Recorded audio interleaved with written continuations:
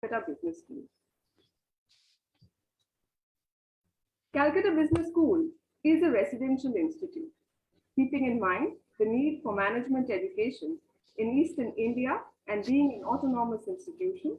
It offers AICTE approved PGDM courses designed as per the latest industry needs by an expert team of faculty and advisors comprising of both renowned academicians and industry leaders, and has recently introduced a BBA in Business Analytics course in collaboration with Macau.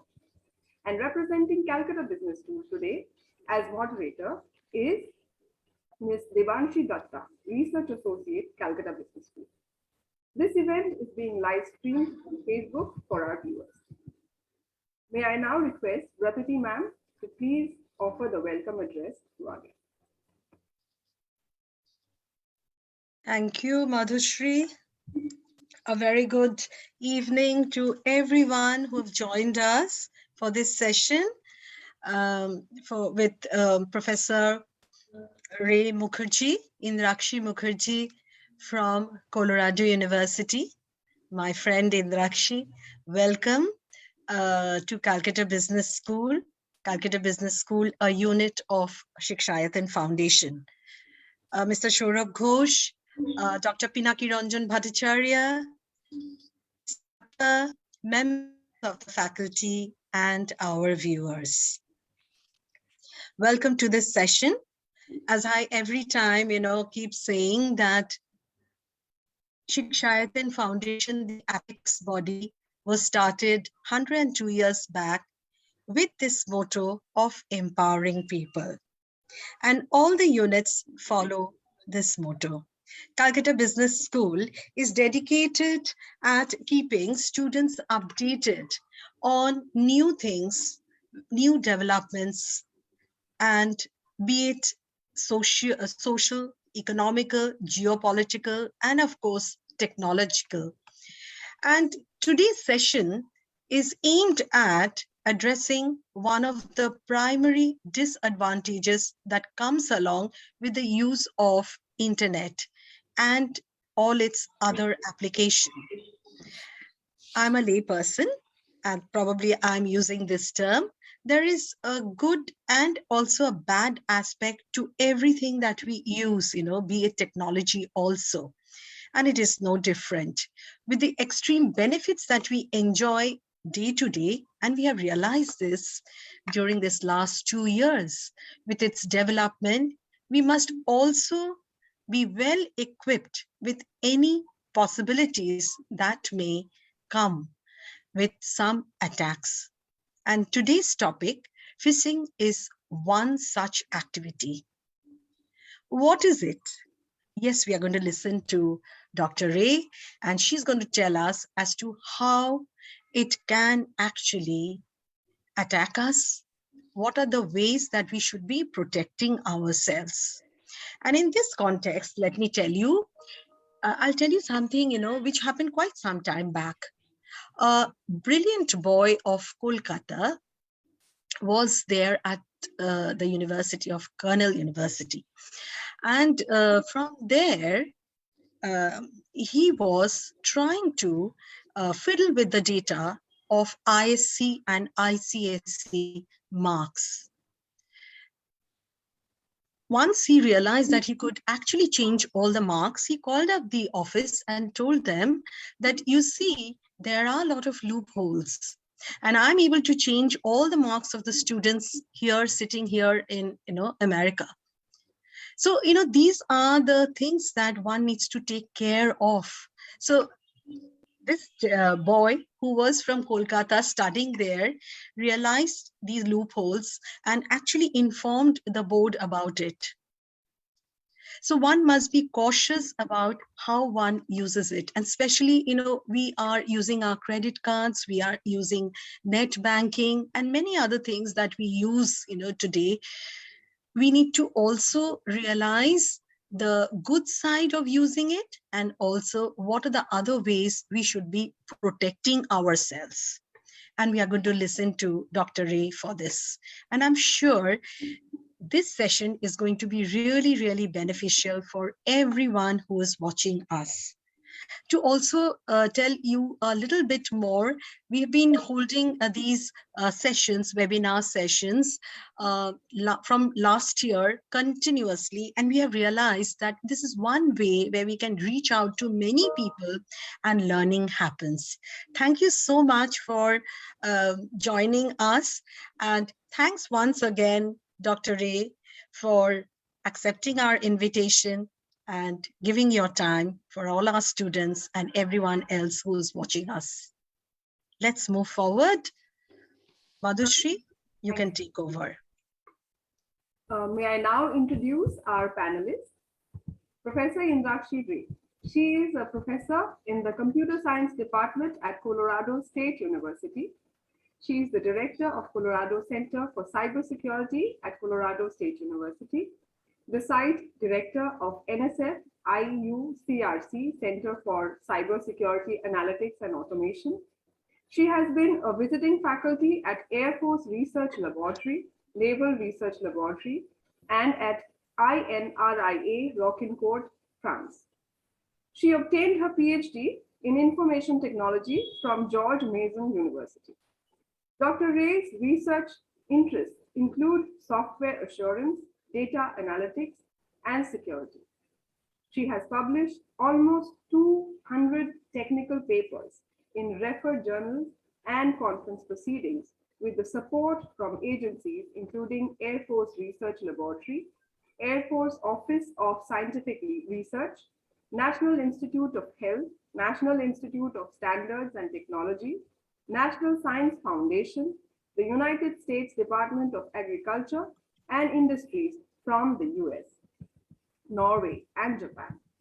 Dr. Ray is on the editorial board of IEEE Transactions on Services Computing, International Journal of Information Security, Computer Standards and Interfaces, and is associate editor of IEEE Security and Privacy.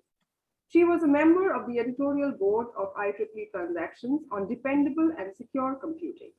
Dr. Ray is associated with the program committees of various conferences. She is a senior member of the IEEE and a senior member of the ACM. She was awarded Professor Laureate from the College of Natural Sciences at Colorado State University. Welcome, ma'am. Thank you. Thank you, Madhushri, and thank you, Brotati, for the kind introduction. So, I'm Indrakshi Ray, and this technological glitches. Just 1 minute. Just 1 minute, yeah.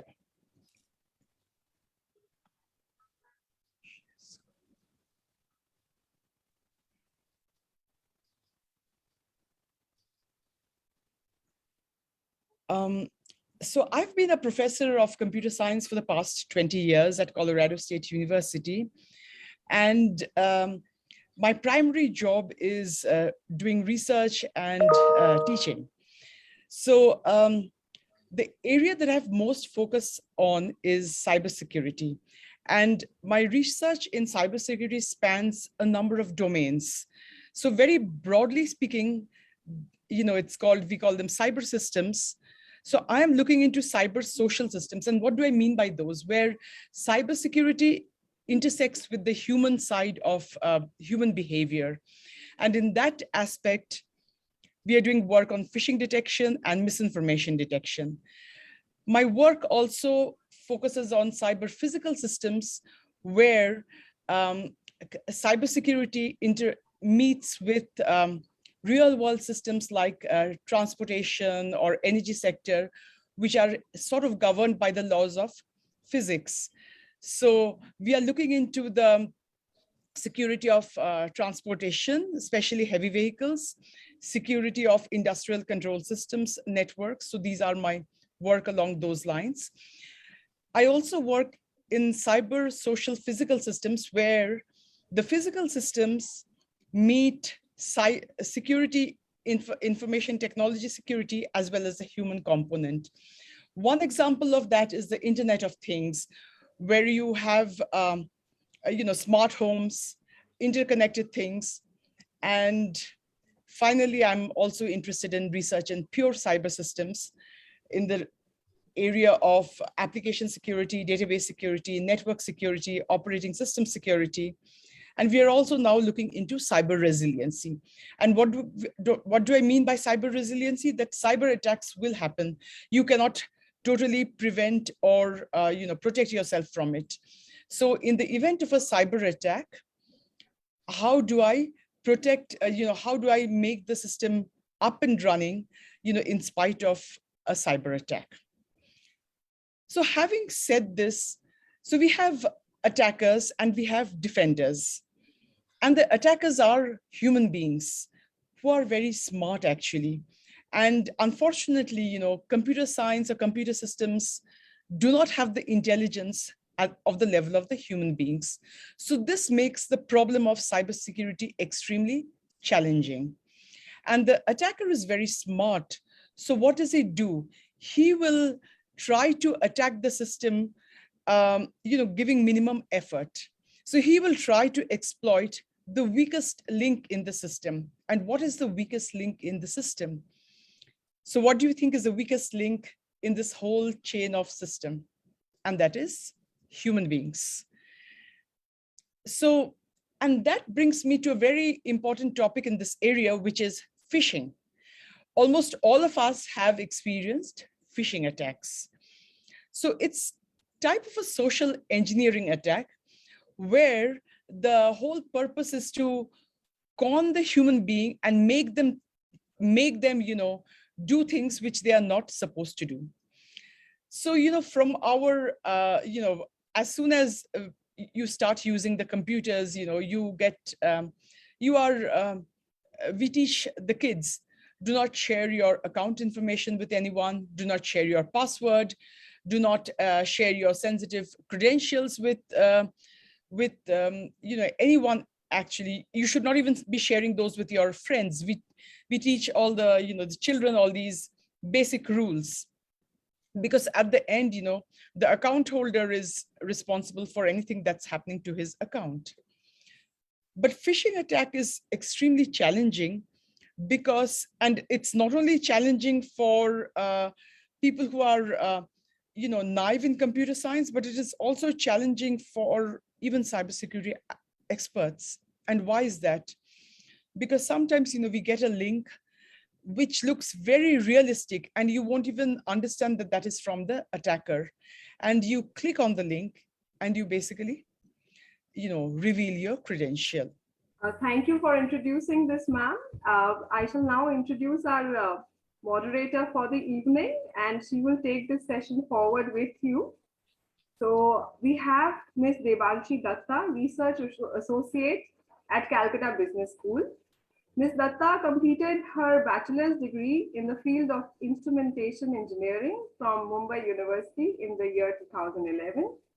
Thereafter, she gained an experience in teaching in engineering college affiliated under Mumbai University. She has completed her master in industrial management from Indian Institute of Technology, BHU, Varanasi, in the 2017. She has expertise in the field of computational modeling, data analytics, risk and uncertainty analysis, and statistics. She has worked in projects under government organizations like Society for Applied Microwave Electronics Engineering and Research, IIT Bombay, and Department of Atomic Energy, Board of Research in Nuclear Sciences. To her credit, she has many publications in reputed journals like IEEE, IJEIC, Springer, and Wiley. Currently, she has joined our esteemed institute, Calcutta Business School, under the designation of Research Associate, Business Analytics. I now invite Ms. Devanshi to take the session forward. Thank you, Madhushri, for introducing me. And good morning, Dr. Indrakshi Ray, and good evening to all the attendees and the faculties and the students for our wonderful session on phishing attack challenges and solutions. She needs no introduction from my side. She is a well-known personality in this domain and expert. So to start with the session, I would slightly like to brief the entire topic to our audience today. Phishing is a major threat to all the internet users, and it is difficult to trace or defend against since it does not present itself and obvious malicious in nature. Phishing can be seen as one of the oldest and easiest ways of stealing information from people, and it is used for obtaining wide range of personal details. In today's society, everything is online, and the safety of personal credentials is at risk. Phishing has become so advanced and stealthy that, according to Forbes, it results about $500 million in losses per year to US businesses alone. Nowadays, many of us do online financial transactions. The internet is a great discovery for ordinary citizen correspondences. Phishing represents a huge threat to the web based business industry. Not just does it smash the certainty of clients towards online businesses, additionally causes electronic administration suppliers colossal financial misfortune. Phishing attacks target vulnerabilities that exist in systems due to the human factor. Many cyber attacks are spread via mechanisms that exploit weaknesses found in end users, which make users the weakest element in the chain. The phishing problem is broad, and there is no single silver solution to this problem. Phishing has been around for over 25 years and remains an effective cyber attack technique. While much is known about phishing, less is understood about its association with demographic variables, example, age and gender. Young adults are one of the demographic groups with the highest presence on these sites, and they are most likely to exposed and become easy targets. Phishing remains a genuine threat to adolescents in today's digital world. So I now request Professor Indrakshi Ray to please take over this session. So, yeah, thank you. So as you know, for the nice introduction, so phishing is a type of social engineering attack, and the attackers, they masquerade as trusted entities, and they will ask you to enter your sensitive information. For example, like your credit card numbers, your bank account, your login credentials, and all your personal details. And after obtaining your details, and they will use this and maybe deplete your bank account. Phishing comes in various forms and flavors. So in the olden days, people used to like call you up and say that I am actually I'm from the IRS, which is the Internal Revenue Service, and you have some tax backlog. So please give me your information so I can log in. And sometimes unsuspecting users, vulnerable users especially, thinking that this is genuine, they would give up all their information, all the account information, all their sensitive credentials, and the attacker would take all this information and log in on their behalf, and cause financial ruins and other kinds of ruins. So the attacks that happen over voice over IP or over phone are referred to as vishing. Then we have smishing, like when you receive phishing attacks through text messages. Phishing attackers are also becoming more and more sophisticated, actually. So nowadays, a lot of your personal information is available via Facebook and other social media. So they will pretend, that they know you, and they will reveal sensitive information about you, and you will trust them even more. And as a result, and the goal is the same, to get your credentials and sensitive information. So that is known as spear phishing, where it is much more targeted to individuals. Then we have phishing attacks that are targeted to big, executives in big companies, and it is known as whaling. And because company executives make big decisions, and so it makes sense for to get to sort of con them. And then you have attacks known as farming, where it's a little bit more sophisticated, where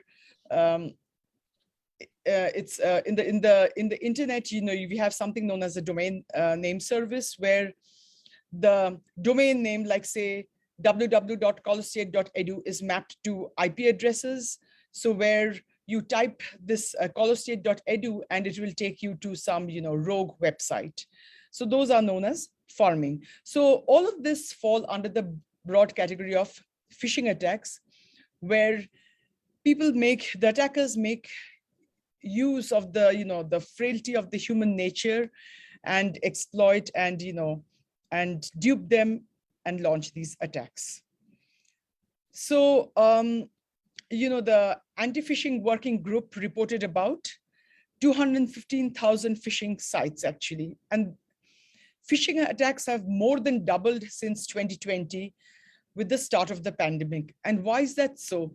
Because in the pandemic era, we were not allowed to travel, everyone was under lockdown. So we made more use of, you know, the internet and the, you know, our electronic media. And so a new population, you know, was kind of, you know, being targeted actually. So, and as a result, with improved functionality comes, you know, cyber attacks. And so it's quite expected that, you know, phishing attacks have doubled. And phishing attacks often originate from hacked business email compromise. And attackers also launch fake websites. And the FBI estimates that cyber criminals have stolen 12 billion from companies over a 5-year span. So you can imagine, you know, how a phishing attack occurs once every 39 seconds. So you can understand the impact of phishing attacks. So now the question is, what do we do about it? So who uses technology?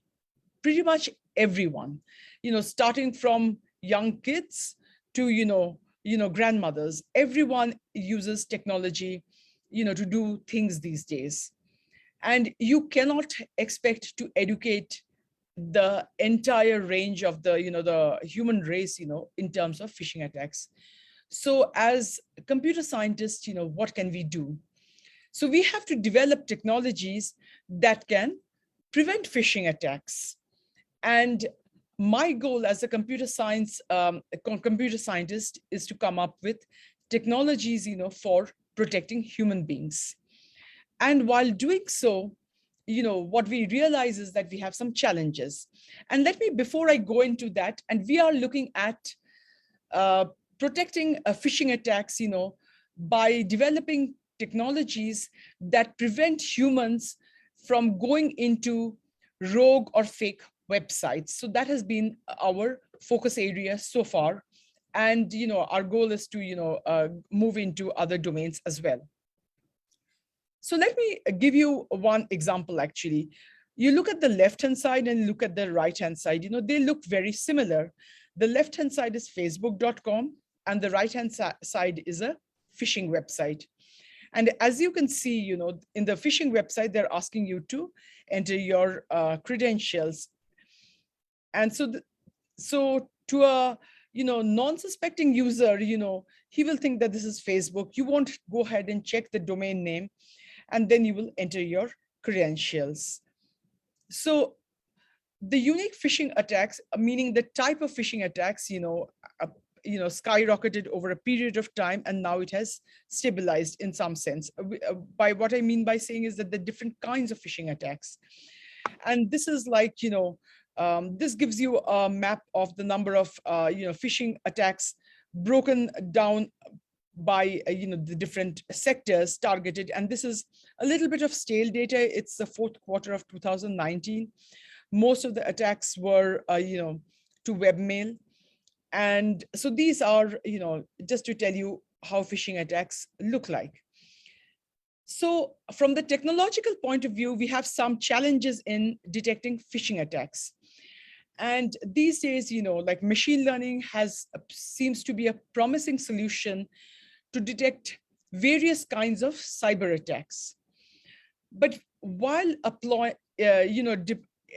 while trying to deploy machine learning for phishing detection protection, we encounter some of the challenges. And so my talk today will focus on how, the challenges we computer scientists have faced in deploying, phishing detection solutions, and how in some sense, our group has been able to overcome some of these challenges. So today my talk is more along the technological side, and what can humans do to protect themselves from phishing attacks. The solution to that is educating the end users on phishing detection. And if Calcutta Business School is interested, I can come up later on with some solutions of educating the human beings. But today's talk is, as a technologist, what are the challenges we have faced in providing machine learning solutions for phishing detection?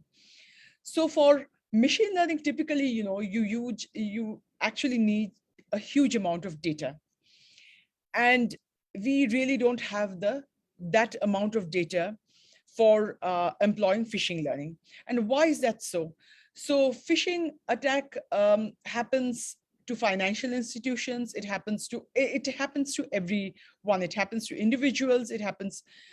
But when organizations are being targeted, they don't share their attack data because they are afraid of losing their credibility. If someone tells me that, Bank of America has, this many attacks a day, I, as an end user, I will be very, careful. I won't keep my money with Bank of America.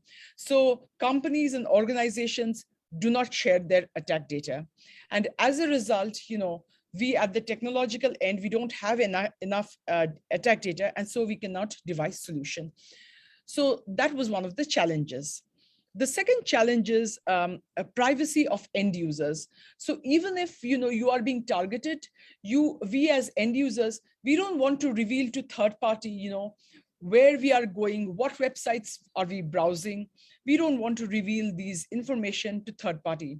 So that is another of the challenges.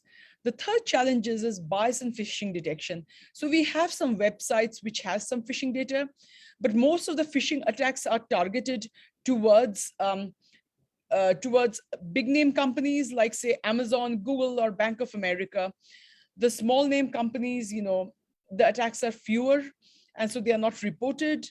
So as a result, the machine learning solutions that we will come up with, they will be very good for big name companies and not so much for small name companies. So that is one challenge that we have faced. The fourth challenge is real-time detection of phishing attacks. So you want to detect whether a website is phishing or not immediately. You don't, because you're going to click the website in, like, say, in 30 seconds or so. So you don't want, a sophisticated, like something that's going to take in hours to tell you whether a phishing website is, a website is malicious or not. You want answers right away. And then you have the adversarial attacks. So, the phishing people are very smart, actually. The attackers are very smart. They can, modify things slightly and, evade the machine learning classifiers. How do we deal with them? And the biggest challenge is, phishers are very smart, actually. So as soon as they know that, these kind of classifiers can detect these kind of attacks, they will morph into some other kind of attack which evades technological solutions. So the attacks are becoming more and more adaptive. So how do we devise solutions towards them? So so the first problem that we encountered was we lack data. And what do I mean by that? So in order to come up with machine learning solutions, we did not have data. And so when we have lack of data, it makes machine learning techniques very limited. And so we developed an open source framework which has data from phishing websites, as well as we have data from alexa.com, as well as legitimate websites. And using this data, we developed machine learning algorithms.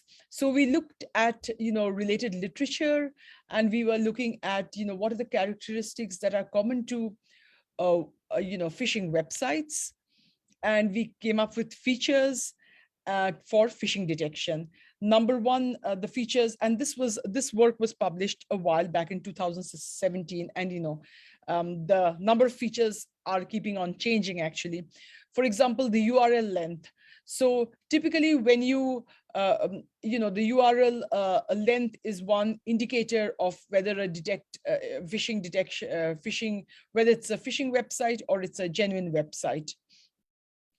Then the request URL length, presence of a shortening service. Sometimes you have long URL length and they are shortened, redirecting to a different page. So oftentimes the phishers, they will actually take you to their own page where they ask you to enter your own information. Then the Google index. Typically phishing or rogue websites are have a very short lifespan and they are not indexed by Google. And then phishers use extraordinary port numbers.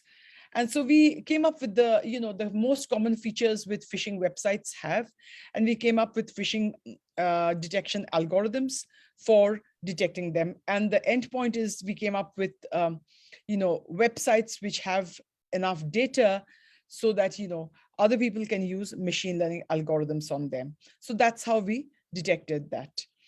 The second problem is privacy of end users. So typically what was happening is that, you have the phishing detection algorithms, they were using 200 plus features in order to decide whether a website is phishing or not. And as a result, the machine learning classifiers were taking a very long time. So to identify whether something is phishing or not. So you can't expect that much computing power at your end actually to detect whether something is phishing or not. So what you had to do is you had to send, so suppose you're checking a website, you had to send the website to a third-party service which basically checked whether it's a phishing website or not, and they would respond to you. But the problem of doing that is, as soon as you sent your, the URL that you're checking to a third-party service, the third-party service can, develop a profile of what kind of websites you are visiting. And sometimes the end users are not willing to do that. For example, you are a shopaholic, or you don't want to, send all this information to third-party services. So, and why was this happening? Because, the phishing detection algorithms, they required a huge amount of computing power. So our solution was that can we use fewer features and develop more efficient machine learning algorithm that can be installed at your own computer, and so they will do the automatic checks, and you don't have to send your your your URL to the third-party services. So that's what so basically our domain name is a key factor for doing that. Oh my God, why is this? Okay. Just 1 minute. It happens every 30 minutes. So basically we come up with algorithms for doing that. And as it happens with any technological presentation.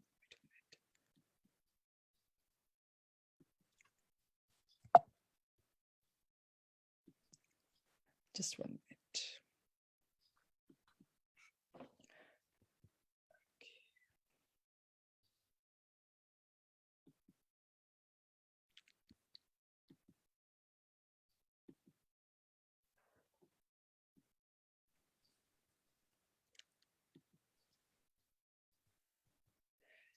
So we looked at the features, and what we found is that the domain name plays a very critical role, and features connected with the domain name, like for example, here the domain name is facebook.com, and here the domain name is some weird website.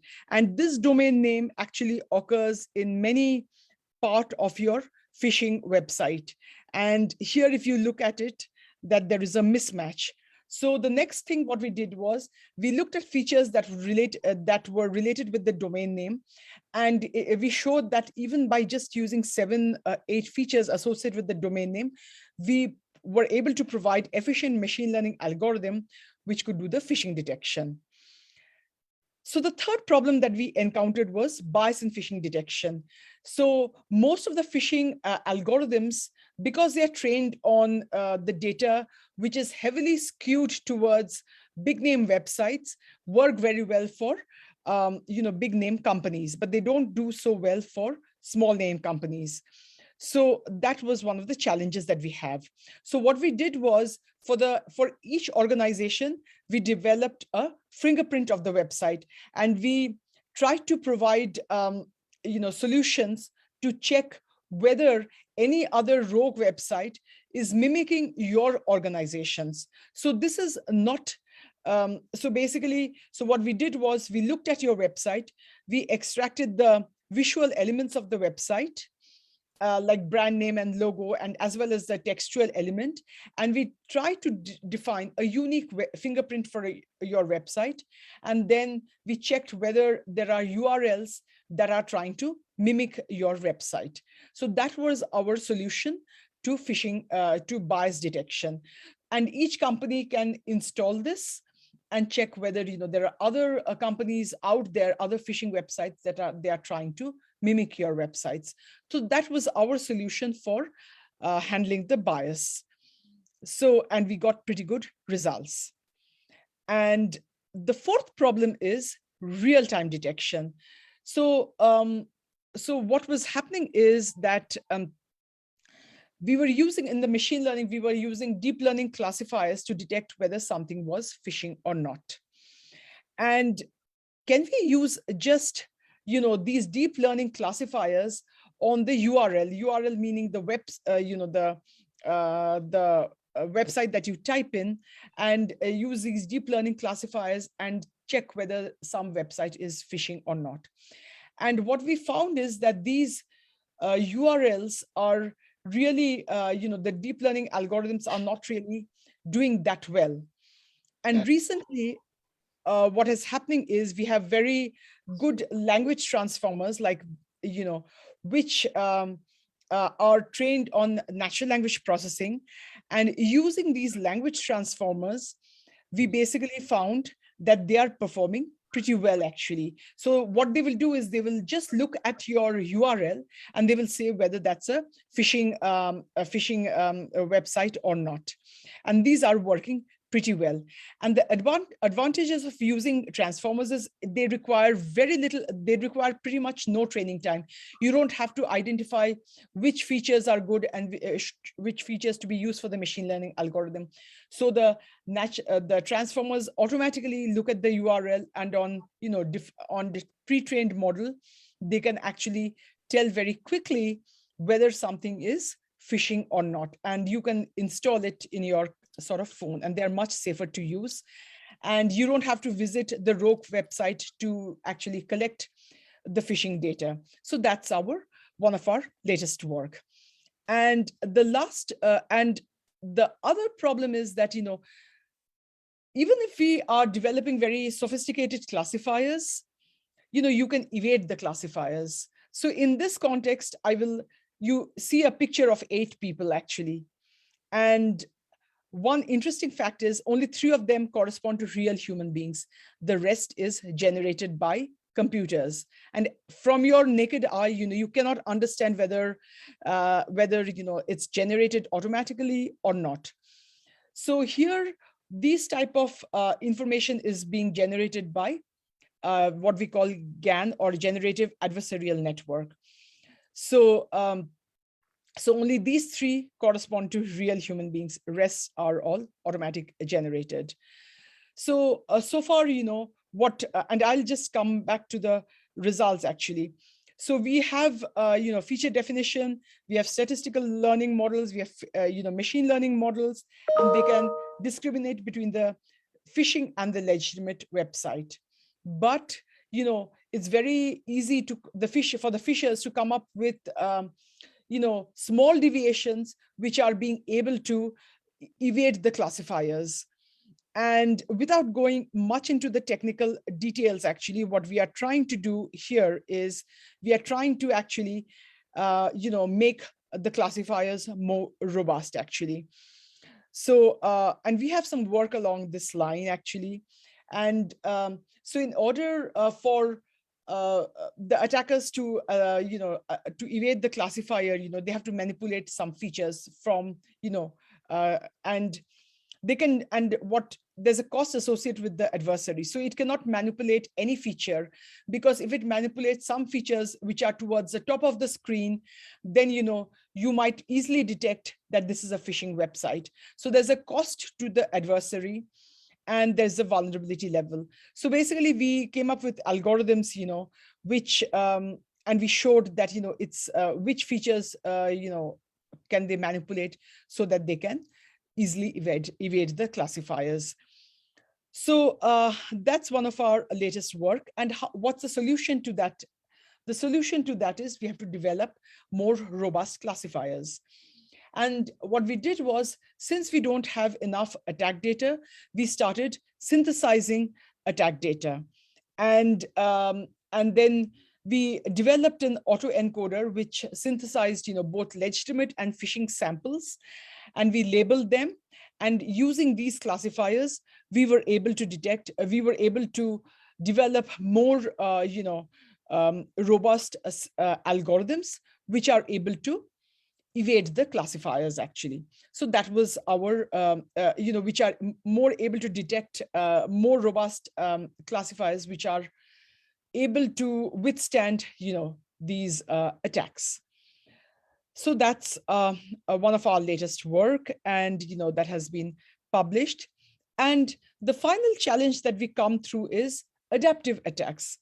So the phishers, they are human beings. They keep on changing from one attack to another.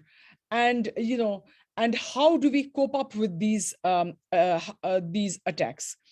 So here we were trying to solve two problems. Number one is the lack of data, and the second problem is that, adaptive attackers.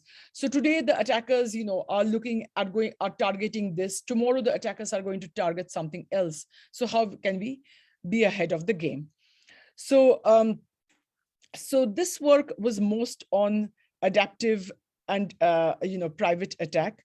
And here, the challenge that we were doing is that, you have different organizations, all of which are being targeted. No one is going to share the data. So can we come up with machine learning algorithms that do not require parties to share the data, but still we can come up with robust algorithms? And not only that, the algorithms do not require sharing of the data, but they will be adaptive. And how can we do that, actually? So typically machine learning models, they operate on fixed features. Can we change the features and make them more adaptive? So those are some of the work that we are kind of doing, actually. So, so here is sort of our attack. So basically we are doing adaptive machine learning. So initially you train the model with these many features, and then you remove some features, you add new features, and the machine learning algorithms are working well, actually. And what we found is that centralized versus collaborative training, centralized meaning that one site has all the data and you are developing machine learning algorithms on that data. And here we have collaborative training, meaning that, the different companies, they don't share each other's data. Whereas, they basically, the machine learning algorithms work on this distributed data set. And what we found is that we are getting pretty good results. So that's very encouraging. And also, we are able to, add and remove features so that, we can, some features the attackers are no longer using, for example, the URL length, they're no longer using, or HTTPS, that's like, even the phishing sites now use, HTTPS. So how can we cope with that? So those are sort of the things that we have done from our end. And again, the goal so far has been to provide technological solutions to the phishing problem and not educational solutions. And if we are to provide more educational kind of training material, that will be for another talk. So for now, our research has focused on these kind of work. So if any of you are interested in research along these lines, we would be more than welcome. We would also, and we are developing technological solutions that are to be used by the industry. And so if any of the industry are willing to participate with us in developing technological solutions to your problems, we have a mechanism for doing that. And right now, we collaborate with industries not only in the United States, but we also have collaborative efforts with industries in Norway, Japan, and more recently in Canada. So we work with to provide the industries from falling prey to phishing attacks. And we are also working on like technological transfer, which means that this is most of it is research actually. How can we take the research and make it usable to the industry? So we are working on those solutions as well actually. So with that, I end my talk, and should you have any questions, do let me know. So I've allotted about 10 minutes for questions and answers to this. Yeah. Thank you.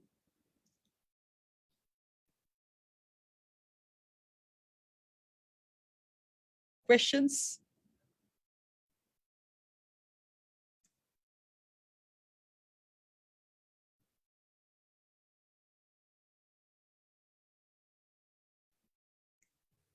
Devanshi ma'am, I think you need to unmute yourself. You're not able to hear you.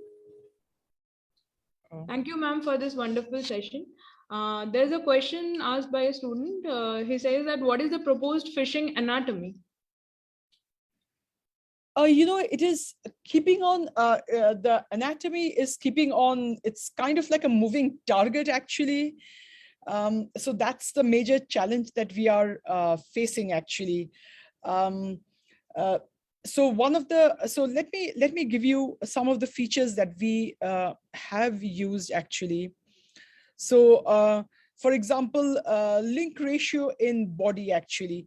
So what I mean over here is that you have your domain name actually, and for example, say facebook.com, and inside the domain, so you might have pictures and embedded things inside your domain.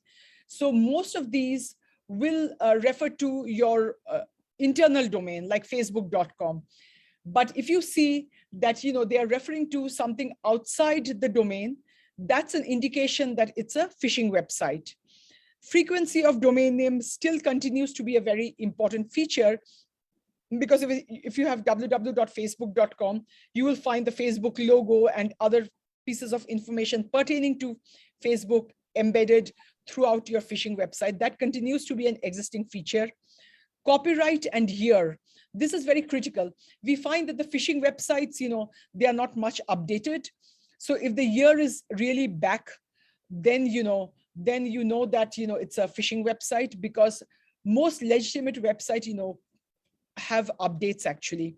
And the copyright logo, be sure to watch out for those. The SSL name and the copyright match, the issue to or the common name in SSL certificate and the copyright name must match, but most phishing sites fail this test. And the SSL name and the domain name match, they should match actually. And most phishing websites have login.php as a submission link, whereas legitimate sites have a proper URL. And here, as you can see, like the link to body ratio, the proportion for phishing websites is pretty high, whereas for the link to body ratio is pretty high for genuine website. It's nearly 1, but for phishing websites it's small. Binary feature also, we have found that HTTPS present for the legitimate website, it's 97. For phishing, it's catching up, it's 0.55. Non-alphabetical character use, it's very less for phishing, for legitimate, very high for phishing. Copyright symbol is always present for legitimate, very less for phishing. Year, SSL. So these are kind of the features that we should watch out for. Okay, thank you, ma'am. We have one more question for you. Sure. What are the attributes that make some people more susceptible to phishing attacks than others?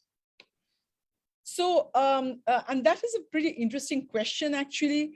So it clearly, your tech savviness, how tech savvy you are, and how much you are like,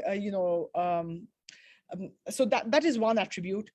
The other is attribute of the human being, actually. So some people are by nature trusting.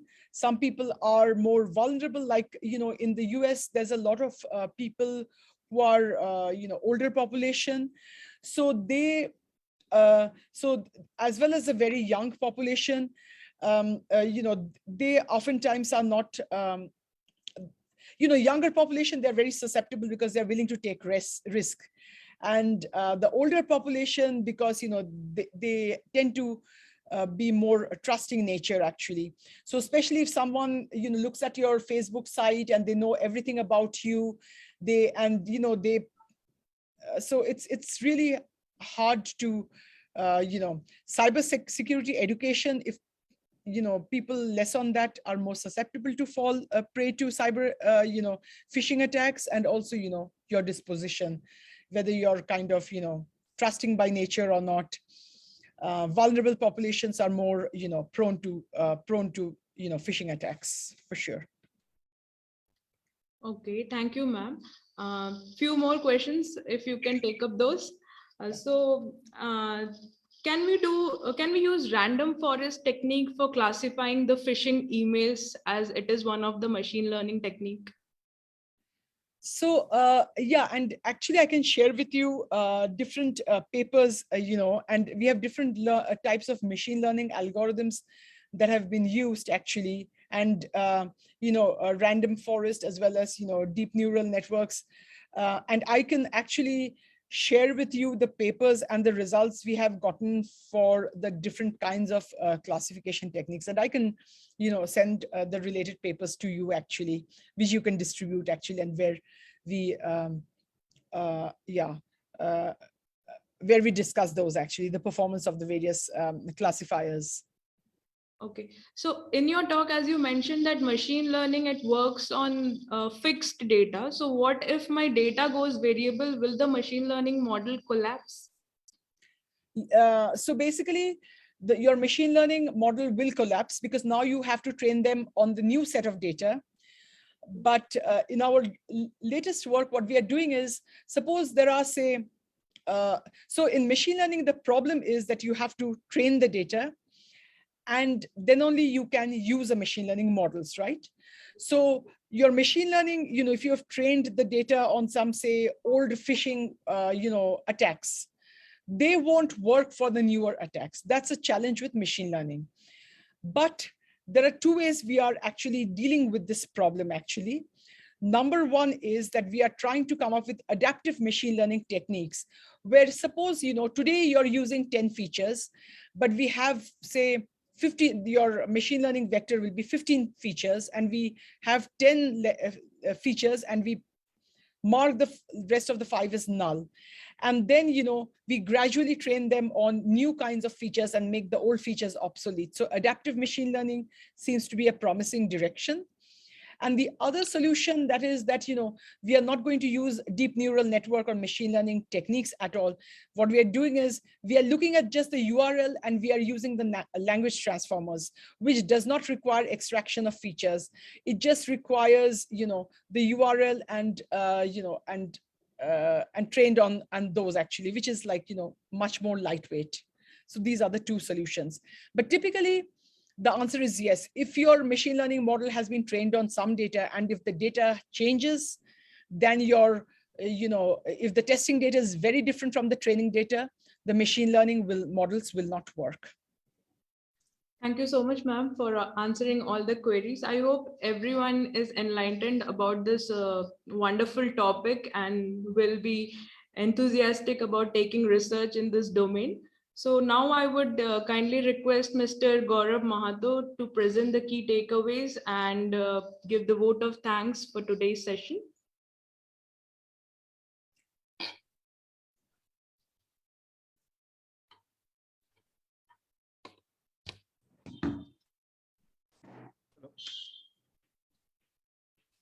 Hello, thank you, ma'am, for this wonderful session. We are learn many things from the today's session. I'm Gaurav Mahanto from batch 21-23. Would like to present the key takeaways from today's session. So I'm sharing my screen now. Sure.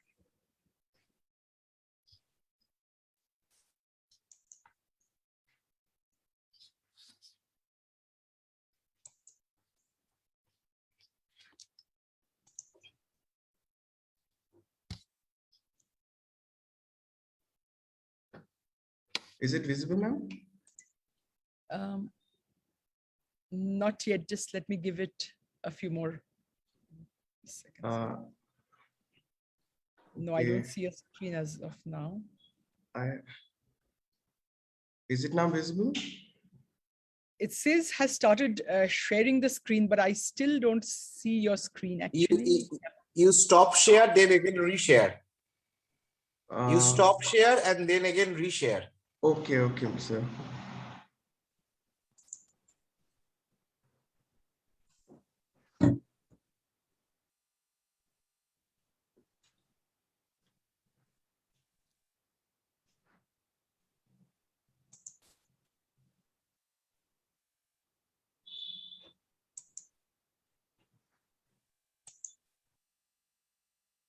Yes, now is it visible? It is visible. Okay.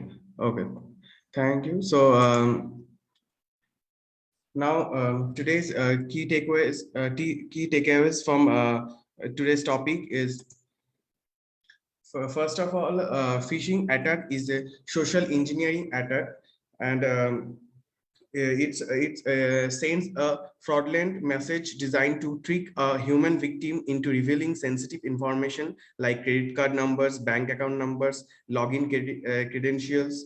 And second is types of phishing are phishing, smishing, spear phishing, whaling, and farming. Then a third one is phishing attacks have doubled since 2020 during the pandemic. Next one is machine learning is one of the way of detecting phishing. Next is educating the end users on phishing detection is important. Then there are 5 phishing detection challenges like lack of data, privacy of end users, bias in phishing detection, real-time detection, adversarial attacks, and adaptive attacks.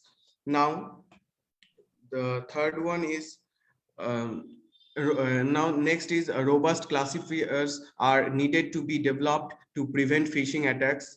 Next is developing an adversarial autoencoder. We are also learn about adapting machine learning. Then technological solutions are more important than educational solutions. Some proposals solution are technological solution are more important than educational solutions. Fingerprinting approach, mitigating against attacks, investigating adaptive attacks. That's all. That's all, ma'am. Thank you.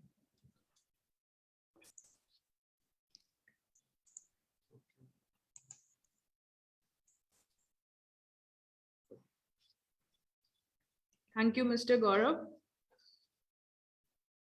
Thank you, ma'am. Thank you so much for having me. Thank you so much, Professor, for spending your time. And it is so early in the morning that you have taken the trouble to educate us on a very contemporary and important issue. As a matter of fact, we teach at Business Management School, and we are teaching about the digital transformation of the business operation. But that has inevitably caused the major emphasis to be given on these security attacks, because all of our data are being transferred from one place to another place, including the payment information from one place to another place, from the parties to a parties. So if we don't know that what is going on as the attackers are doing, then perhaps all our strategy or all our action plans becomes vulnerable to the security attacks. And also from the personal front, many of us are so unaware of the facts that many times we commit certain mistake and we've lost our money. So we are educated by degree, but we are illiterate about the securities. So that's the whole point, I understand. And it's a really wonderful session we have attended. Thank you so much, Professor. And I would like to say you that we have developed several number of center of excellences, and one of the center of excellence is on data analytics. And now when we talk about analytics, it is always about the security of the data. We have another center on cryptocurrency, and that has a very close link, a very integrated linkage with security. So as you said, ma'am, we would be in touch with you, and we would take your expert deliberations time and again. And it's a really a very unfortunate event for us that we could not hear you on our campus. So some other reason, I apologize unconditionally to you that you have extended your support to us, but we could not able to take up that time. I once again apologize. And we would like to listen to you, ma'am, in future. Whenever you are in India, we would like to greet you on our campus. Absolutely. I look forward to visiting you, and thank you so much for having me here. And if any of your faculty or student wants to spend some time over here in the US, at our labs, do let me know. Surely, ma'am, surely. Mm. So Devangshi, you give as a moderator, you just give a formal vote of thanks and just close the session, because Professor Ray has many works to do. Thank you, Dr. And it's so early morning that we are bothering her.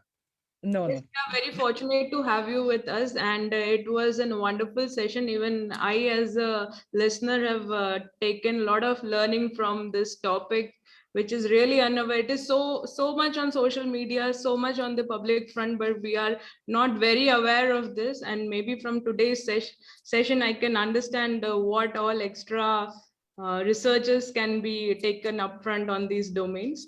So thank you so much for being with us, and thank you everyone for joining us for today's session. And Thank you so much, everyone. Have And my special thanks goes to our Secretary General, respected Secretary General and CEO of Shikshayatan Foundation, our core committee member, Brotati ma'am, for giving us the opportunity to get in touch with Professor Ray to listen to her wonderful deliberation. Yes, thank you, Brotati, Thank you. as well from my end. Yeah, as well. Thank you, ma'am. Thank you. Thank you. Thank you, ma'am, for enlightening Have a us.